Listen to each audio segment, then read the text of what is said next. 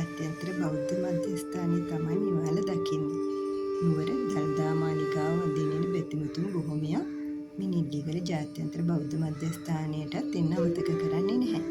2014 වර්ෂයේදී තමයි මේක නිර්මාණය වෙන්නේ. වතුරුබුබුලි ධම්මරතන හිමියන්ගේ අදහසකට අනුව තමයි මේ සිද්ධාස්ථානය නිර්මාණය වෙන්නේ.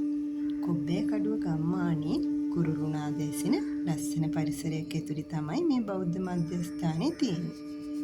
අවට පරිසරයට කිසිම හානියක් නොකර තමයි මේ බෞද්ධ මධ්‍යස්ථානය එතුමා නිර්මාණය කරලා තියෙන්නේ. මේ බෞද්ධ මධ්‍යස්ථානය ගොඩක් උසකින් තමයි පිහිටලා තියෙන්නේ. මේ බෞද්ධ මධ්‍යස්ථානයට බස් වලට උනත් කිසිම කරදරයක් අපහසුතාවක් යන්න පාර සාදා තිබෙනවා. මේක ගොඩක් උසකින් පිහිටලා හින්දා මෙතෙන්ට ආවම අපිට ලස්සන view එකකුත් බලන්න පුළුවන්.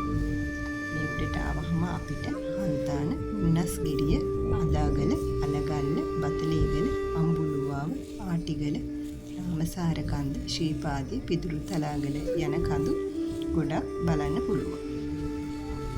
මේ සිද්ධාස්ථානයේ හදන අවුරුදු 6ක් ගිහින් තියෙනවලු. මේ පිළිම ඔක්කොම වගේ නිම වෙලා තියෙන්නේ රන්වන් පාටි. රන්වන් පාටින් තමයි පිළිම හැම එකක්ම නිමවා තියෙන්නේ. තව මෙහි සිත් ගන්න දසුණක් තමයි රත්තරන් විශාල පාත්‍රයක ඇති බෝධිය.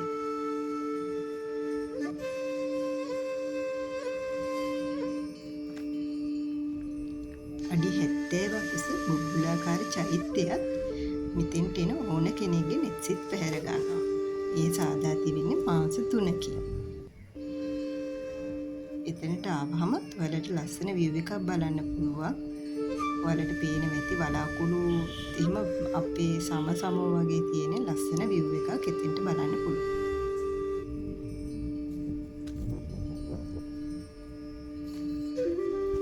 මේ සිද්ධාස්ථානෙට ලක්ෂ ගණන් බෙතිමුතුන් සහභාගී වෙන දාස්පිතිය මල් පූජාවන්, චෛත්‍ය වන්දනා වැඩසටහන්, පොහොය වැඩසටහන් වැනි විවිධ ආගමික වැඩසටහන් මේ සිද්ධාස්ථානයේදී නිරන්තරයෙන් සිදු වෙනවා.